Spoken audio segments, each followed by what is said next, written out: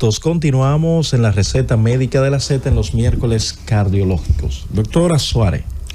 Roberto, hoy vamos a tener un banquete de información en nuestra receta médica de la Z. Nos acompaña la doctora Paola García. La doctora Paola es cardióloga, hemodinamista, cardióloga intervencionista, hemodinamista. Bienvenida, doctora, a su nueva casa, la receta de la Z. Bien, gracias. Buenos días. Muchas gracias por la invitación. Paola, ¿qué cosa es una cardióloga intervencionista o hemodinamista para que nuestro público más o menos entienda qué es lo que haces y por ahí conectar el temita de hoy? Exacto. Bueno, la cardiología intervencionista es una subespecialidad de la cardiología como tal, en el cual nosotros realizamos procedimientos que son mínimamente invasivos, en el cual no es una cirugía como tal, no tenemos que abrir la piel del paciente para llegar hacia su corazón, sino que a través de los vasos sanguíneos externos, ya sea de la pierna, del brazo, podemos subir un catéter y entonces llegar hacia el corazón. En la hemodinamia, nosotros podemos medir presiones, podemos conectarnos hacia las arterias cardíacas, para entonces también medir presiones, ver si hay algún bloqueo sanguíneo o si hay algún defecto estructural, que más o menos es el tema que vamos a tratar hoy, podemos resolverlo por esa vía y no tenemos que hacer una cirugía de corazón abierto. Por ejemplo, cuando un paciente está con un infarto o un preinfarto, estos son los médicos que llamamos nosotros para que destapen, entre comillas, como dicen los pacientes, las arterias. ¿Son ustedes los que acuden a estos procesos de intervención? Así es, cuando estamos ante un infarto agudo que hay que resolverlo en menos de 60 o 90 minutos, dependiendo del caso, nosotros somos los que estamos ahí 24/7. Excelente, excelente. Entonces ya ustedes saben a qué se dedica la doctora. Paola, en el día de hoy teníamos en agenda hablar de una condición llamada foramen oval permeable. Entonces, vamos a ver qué cosa es el foramen oval permeable y por qué debemos de abordar este tema. Vamos a ver, ¿qué nos puedes decir qué es el foramen? El foramen oval permeable es un defecto congénito, o sea, embrionario. Del corazón. Del corazón, exactamente. Es un orificio que normalmente está en la vida embrionaria, o sea, de que tú eres un feto. ¿Qué sucede? Que ese orificio divide el corazón en dos cavidades, la cavidad derecha y la cavidad izquierda, la parte superior, que es la aurícula. En la formación embrionaria, cuando tú eres un feto, existen dos membranas que deben unirse y hay 1% de la población que no se une totalmente. O sea, en el nacimiento, cuando aumenta la presión de una de esas cavidades, esa membranita debe cerrar completamente. Pero se ha visto que también podemos darle un compás de espera hasta los 2 años al niño de que esa membrana cierre, ¿verdad? Ok, o sea que el niño nace y puede tener su hoyito que comunica igual y exactamente, no pasa nada. Puede cerrar de aproximadamente un 78-80% al nacimiento. Ahora bien, puede quedar con puede quedar el orificio hasta los 2 años. A los 2 años puede cerrar sin ningún inconveniente. Ahora bien, el 35% de la población, 20 o 25%, entre 20 y 30, vamos a decir, puede permanecer con ese foramen oval permeable patente, y eso no significa que vamos a tener una comunicación persistente entre las dos cavidades, porque para que la gente entienda, no podemos tener comunicación del corazón derecho ni el corazón izquierdo, o sea, un mismo corazón, pero son cavidades diferentes. Una maneja sangre buena y otra maneja sangre que va a limpiarse al pulmón. Entonces, a diferencia de las otras comunicaciones, esto no es una comunicación per se, es un defecto que da una membranita. Dentro de esa membranita, cuando nosotros hacemos un esfuerzo o algunas maniobras, puede por momentáneo tener comunicación, pero no es una cardiopatía como tal para que nos preocupe. O sea, que el 35% de la población puede vivir perfectamente con ello. De hecho, es un hallazgo incidental. O sea, a veces vamos a una evaluación de prevención cardiovascular y en la evaluación mandamos a hacer un ecocardiograma y nos podemos topar con un foramen oval permeable. Okay. ¿Y por qué se da esta situación de que no termina de cerrar, doctora, esa abertura que usted termina de describir?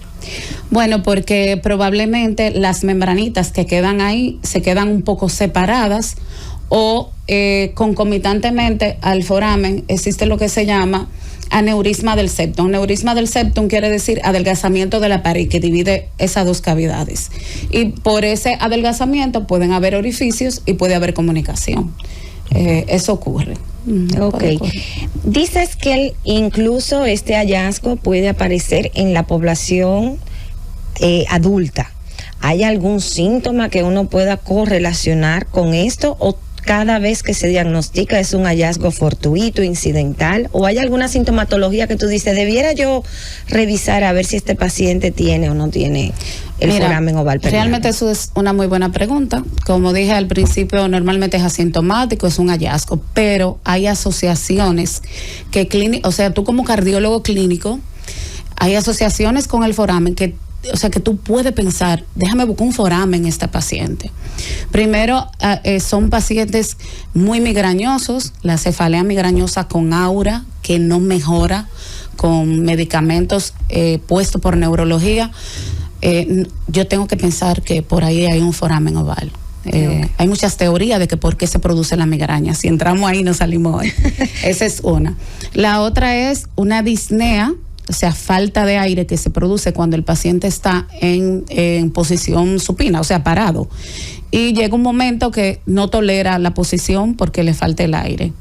La otra asociación, que es lo más común, es el paciente que no tiene ningún factor de riesgo cardiovascular, digas hipertensión, diabetes, que fuma, si no tiene ningún factor de riesgo y presenta un infarto cerebral.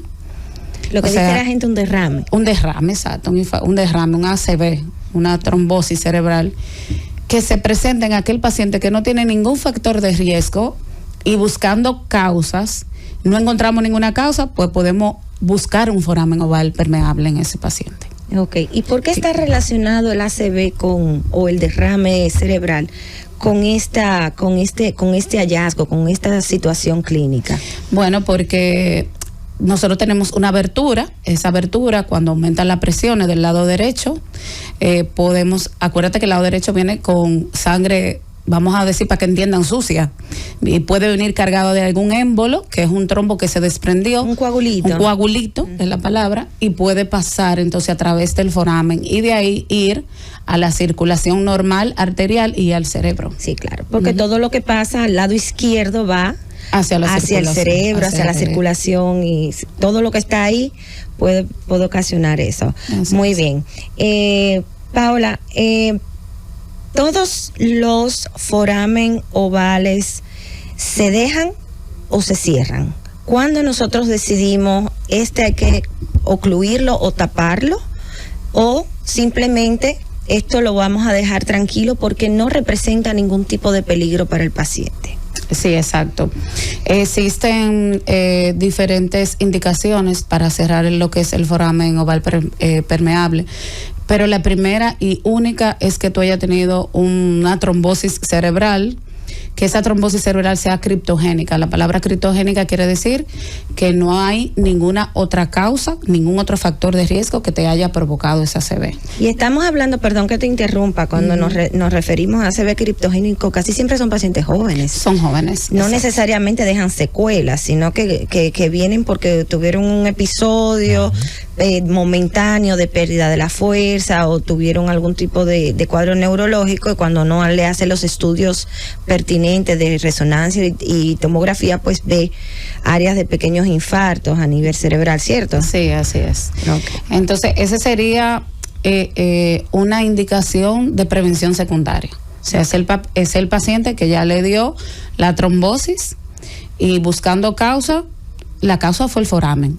Okay. Esa es indicación 1A para cerrar el foramen. Y en el caso de que el paciente no se cierre el foramen ya con un ictus, ¿qué posibilidades hay de que repita el evento? Sí, la recurrencia es muy alta. De un 10 a 20% puede recurrir. Por eso, la mayoría de las evidencias nos dicen que cuando tú tienes un paciente con un foramen, que la causa sea el foramen de la ACV, hay que cerrarlo para evitar recurrencias. ¿Siempre es quirúrgico el tratamiento? ¿No hay otro tipo de tratamiento farmacológico para tratar el foramen? Esa es una muy buena pregunta. Siempre se ha discutido que cuál es la mejor opción, si medicamentos anticoagulantes o antiplaquetarios o cerrar el foramen. Realmente los primeros estudios que se realizaron evidenciaron que no había ninguna diferencia. Pero actualmente, sí, en los últimos estudios, que son ya de largo plazo, a más de 5 años, sí dicen que cerrar el foramen es superior a la medicación.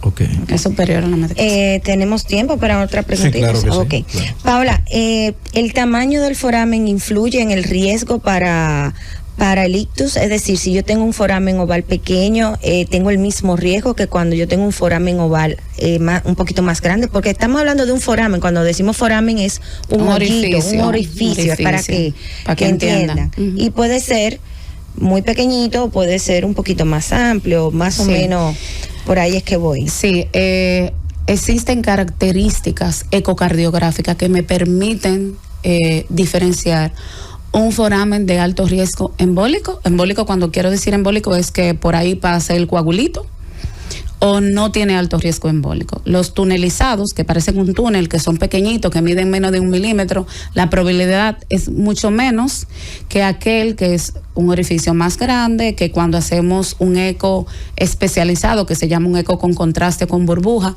vemos el paso de burbuja mayor de 30 burbujas en los 2 primeros latidos cardíacos.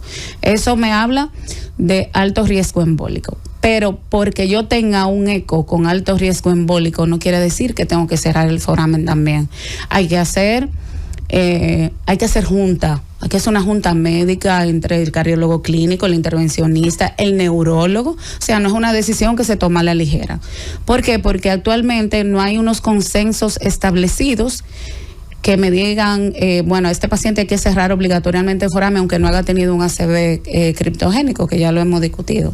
Pero realmente es una patología que existe, podemos vivir con ella, el 35% de la población, que realmente tenemos prevención, pero prevención secundaria cuando ha pasado el ACV, pero hay prevención primaria, aquel paciente que no ha hecho el ACV o la trombosis cerebral, que hay que juntarse, discutirlo y ver si se beneficia de que realmente se cierre el foramen. Pero para eso tenemos varios scores también que se utilizan. Una vez diagnosticado el foramen, el paciente se le indica aspirina. ¿Esta aspirina es para el resto de la vida o es una aspirina que va a ir en un tiempo determinado?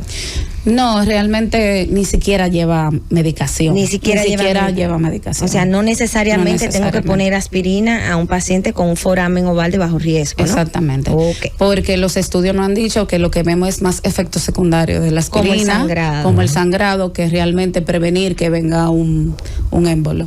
Bueno, escuchando esto, doctora, cualquier persona quizás se preguntaría, ¿una persona con un foramen puede hacer cualquier tipo de deportes o se debería limitar? No hay límites. Puede hacer su vida totalmente normal. De hecho, en la mayoría de los forámenes que nosotros encontramos ya en edad adulta, ya el paciente ha hecho su vida totalmente normal sin ningún síntoma. Okay.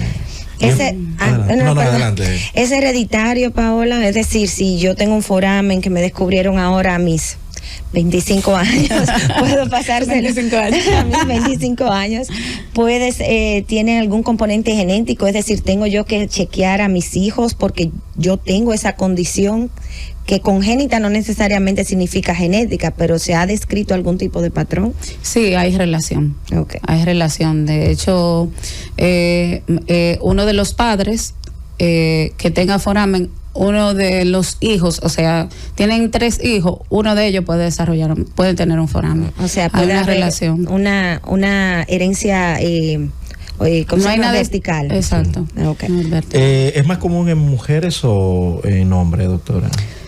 Es más común en mujeres. Sí. Es más común en mujeres. Sí, de hecho, fíjate que una de mis últimas pacientes que yo vi era una migraña eterna. Y siempre recordaba que mis profesores me decían, cuando veas una mujer joven, bonita y migrañosa, búscale foramen oval que lo tiene. Efectivamente tenía un foramen oval permeable, de bajo riesgo, pero sí me pareció bastante curioso, y cuando vi que el tema de hoy era ese, por eso metimos. Pero también sobre la pregunta, existen otros criterios que nosotros podemos también discutirlo para cierre de foramen. Número 1, los pilotos. Por la gran altitud, el foramen tiende a abrir por la presión. Los buzos son poblaciones especiales que hay que tener en cuenta y discutirlo. Mira qué interesante, sí, porque cuando estamos hablando del corazón, el corazón maneja volúmenes y maneja presiones. Entonces, cuando tienes un espacio que tiene más presión que otro, pues el espacio que tiene menos presión cierra con respecto al otro. Entonces, cuando uno está en el avión, que esa presión varía, que ya tiene otros componentes, pues sí puede darse el hecho de que se abre en ese momento y ocurra. Por eso un embolismo que se llama un embolismo paradójico. Exacto. Estamos hablando de poblaciones de alto riesgo o trabajadores de alto riesgo.